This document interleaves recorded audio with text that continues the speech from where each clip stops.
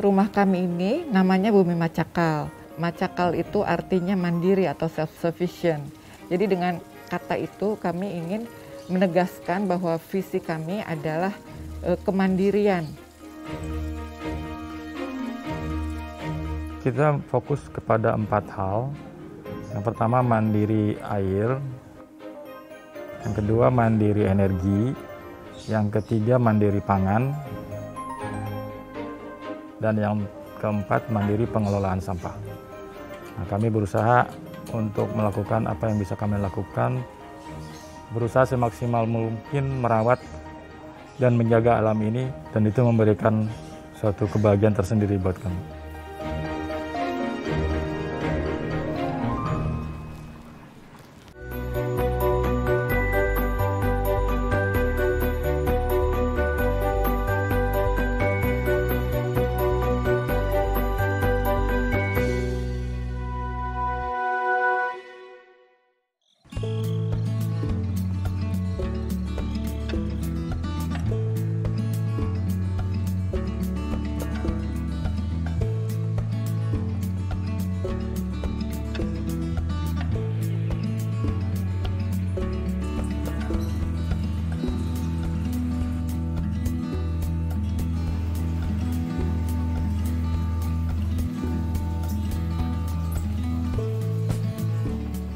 Selamat datang di Bumi Macakal, rumah tempat tinggal kami.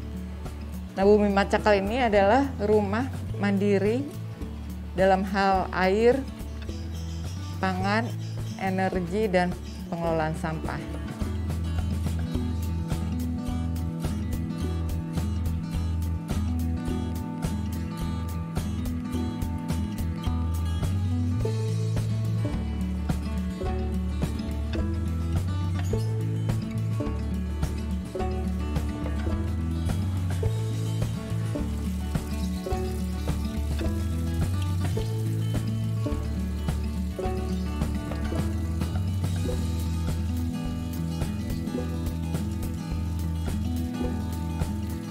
Jadi di sini kami membuat kebun mandiri pangan.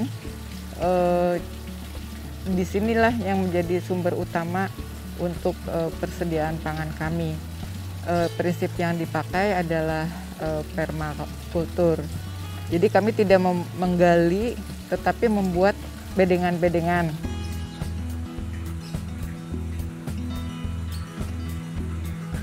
Nah, untuk penyiraman kami menggunakan sistem irigasi tetes.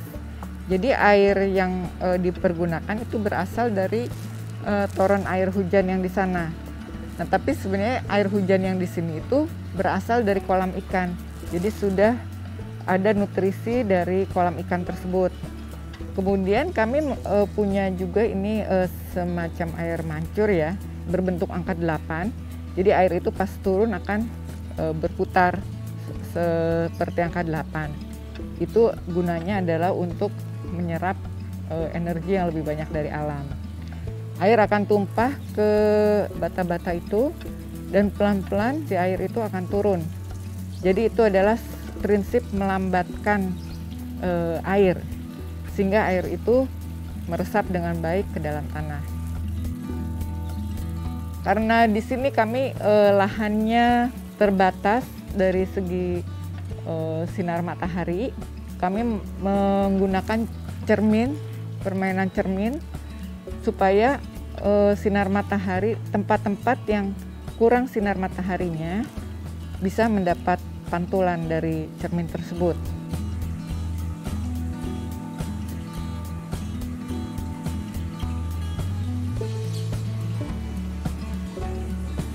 Ya, sebenarnya ini adalah sebuah rumah tinggal biasa untuk kami dan keluarga besar kami. Nah, untuk rumah ramah lingkungan itu memang sudah cita-cita dari semenjak dulu gitu ya. Kalau misalnya nanti membangun rumah adalah seramah lingkungan mungkin.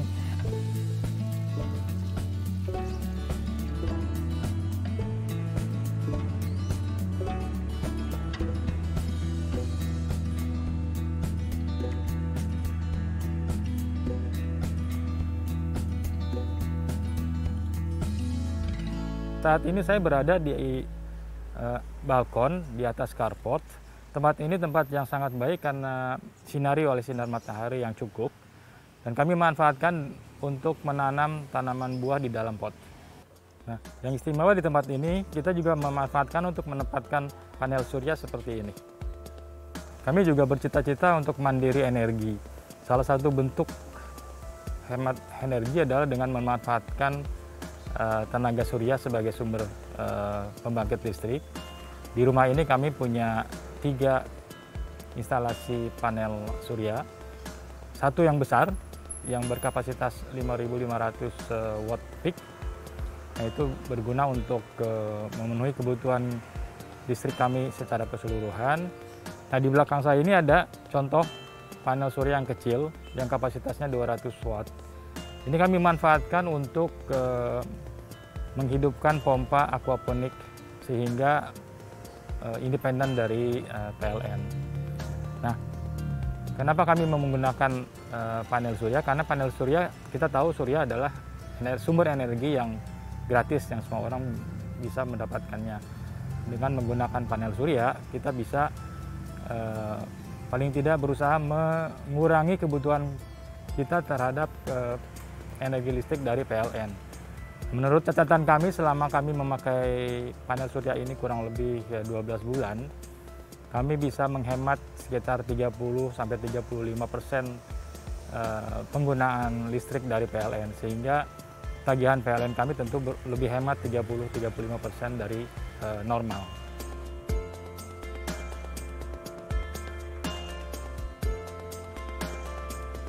Nah, yang dihasilkan itu terus terang belum mencukupi kebutuhan sehari-hari. Namun yang penting bagi kami adalah kami berusaha untuk memanfaatkan energi terbarukan. Lah, kenapa mesti repot-repot memakai tenaga surya? Kenapa enggak memakai tenaga listrik yang disuplai oleh PLN? Seperti kita ketahui, PLN itu sebagian besar pembangkit listriknya memakai tenaga fosil. Dalam hal ini di Indonesia memakai tenaga batu bara. Nah, dan kita tahu bahwa PLTU batu bara adalah salah satu pusat pencemaran lingkungan yang selain membahayakan lingkungan juga membahayakan penduduk di sekitar lokasi instalasi tersebut. Dan kita tahu secara global pengaruh pembangkit listrik batu bara itu terhadap pemanasan global, terhadap perubahan cuaca. Dan kami merasa bahwa sudah saatnya sekarang beralih kepada energi terbarukan, karena energi batu bara juga termasuk energi yang tidak terbarukan sehingga suatu hari akan habis.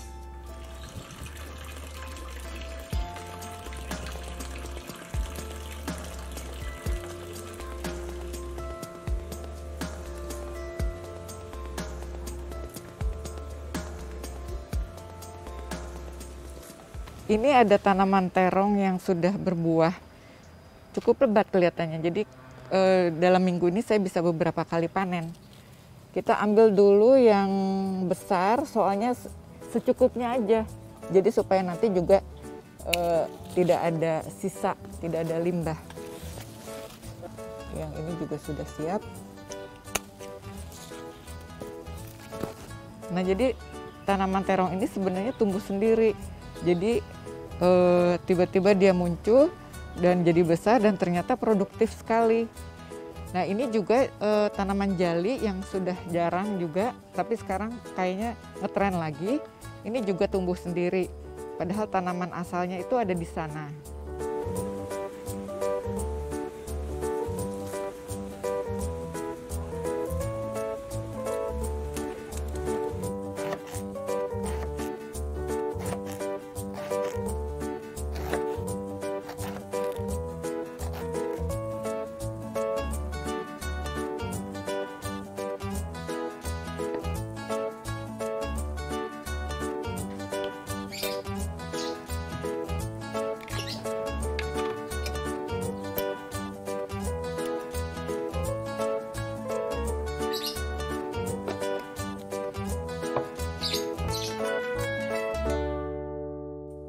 Ini terong yang sudah tadi sudah saya siapkan.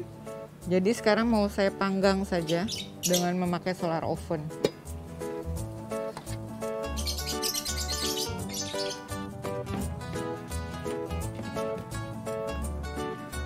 Jadi solar oven ini menggunakan full sinar matahari. Nah, jadi tidak menggunakan bahan bakar lain. Ini juga salah satu cara untuk memasak dengan hemat energi.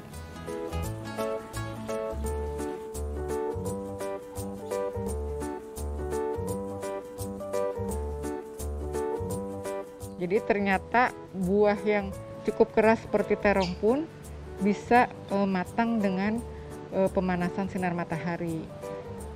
Nah, jadi karena kita sangat kaya dengan tenaga sinar matahari, kita sekarang lebih fokus untuk mengembangkan teknologi, misalnya pemasakan dengan sinar matahari.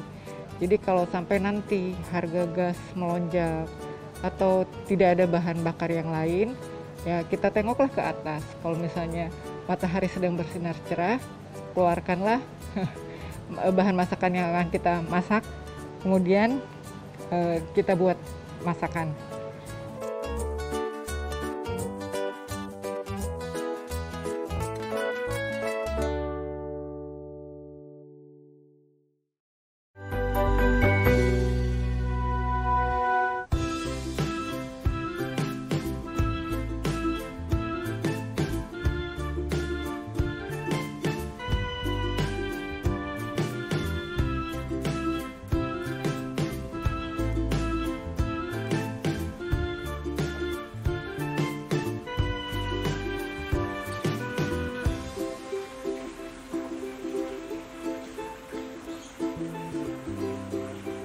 Di Bumi Macaka kami berusaha mandiri air.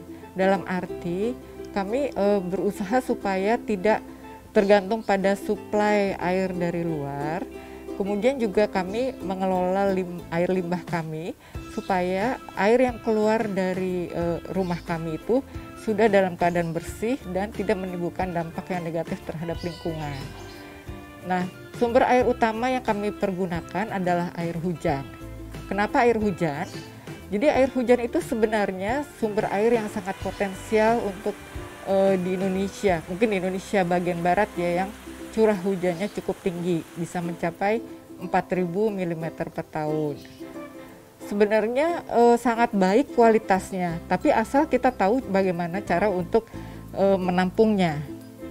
Nah, jadi dari hasil penelitian, air hujan itu yang jatuh 10-15 menit pertama kurang lebih 100 liter itu adalah air yang kotor, mengandung polutan. Misalnya dari udara, dari atap, dari talangnya, dari pipa-pipanya. Dan itu harus dibuang dulu sebelum air hujan berikutnya ditampung.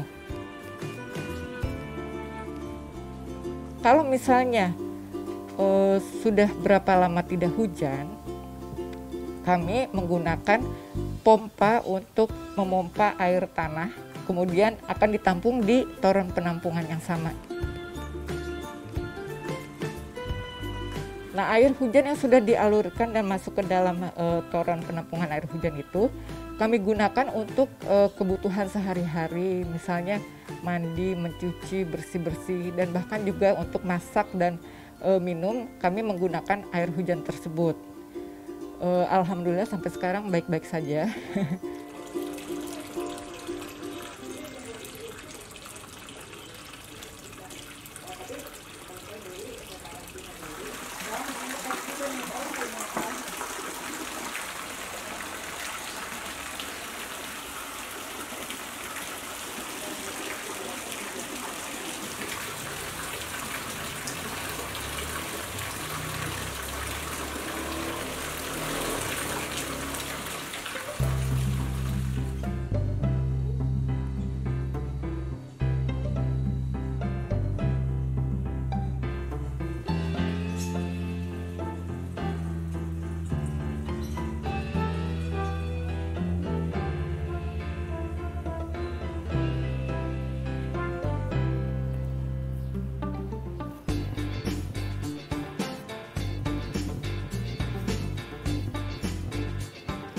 Ini ada satu bagian dari taman kami yang butuh perawatan yang lebih intensif. Karena ini taman ini membentuk jam ya. Nah, jadi kadang-kadang ada tanaman yang dibilang gulma yang sering tumbuh di sekitarnya. Nah, tapi sebenarnya gulma itu juga jangan cepat-cepat dibuang karena ada beberapa gulma yang bisa dimakan dan selain itu juga memberikan manfaat yang sangat bagus buat tubuh. Nah, di sini saya menemukan banyak ketumpang air sirih bumi menyelip di antara ini. Mencari dan memetik gulma ini disebut meramban. Nah, kalau bahasa Inggrisnya mungkin foraging. Nah, jadi ini sambil menyelam minum air ya. Jadi sambil membereskan taman ini juga dapat bahan makanan.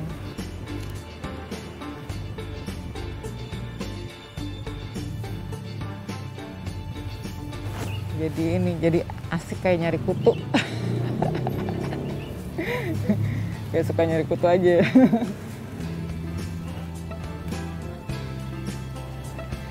Jadi sebenarnya kalau kita mau mandiri pangan itu akan lebih gampang tercapai kalau kita juga melihat kemungkinan dari tanaman-tanaman lain, bukan hanya yang tanaman standar supermarket saja. Jadi mungkin ada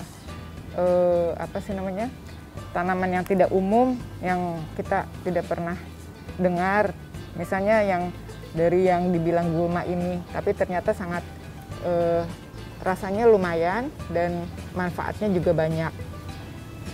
Nah, jadi ini bisa dapat satu porsi makan bersama keluarga.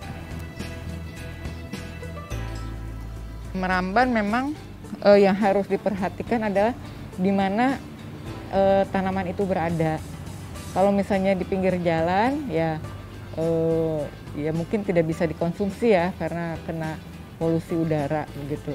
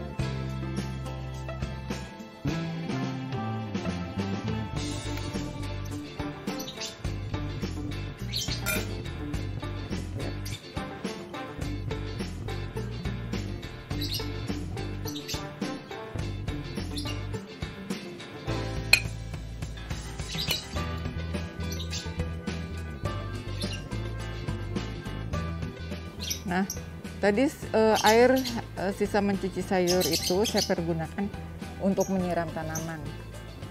Jadi tidak terbuang percuma.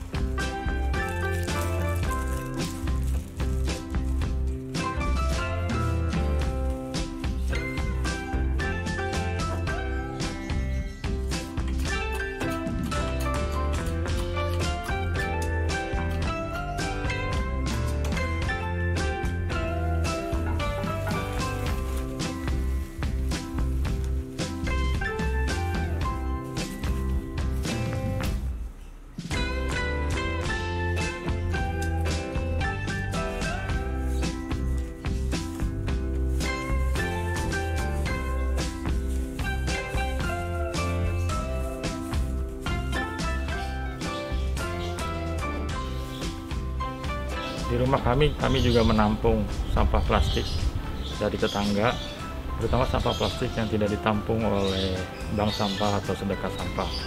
Nah, apa yang kami lakukan? Kami mengepresnya dan menjadi bantal seperti ini. Selain bantal, kami juga membuat eco-brick seperti ini. Ini adalah sampah plastik yang dimasukkan ke dalam botol-botol plastik. Nah, ini bisa dimanfaatkan baik sebagai bangku ataupun sebagai meja, tergantung dari jumlah eco-bricknya sendiri.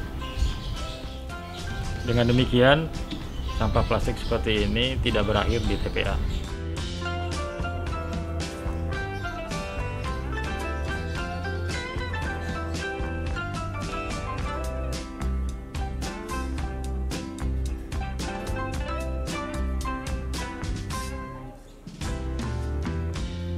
Kami di sini suka sekali makan buah-buahan. Jadi, tapi masalahnya adalah limbah yang dihasilkan adalah berupa kulit buah dan biji-bijian. Jadi kami berusaha memanfaatkan kulit buah dan biji buah itu semaksimal mungkin. Nah, jadi yang kami lakukan adalah membuat teh dari kulit buah yang dikeringkan menggunakan solar oven ini. Kami meminimalisir limbah yang dari hasil konsumsi kami. Tujuannya adalah untuk memperluas kemungkinan sumber pangan kita. Jadi kita tidak hanya fokus pada buahnya saja, kemudian setelah itu kulit dan bijinya dibuang. Padahal itu malah mengandung nilai nutrisi yang lebih tinggi dari buahnya.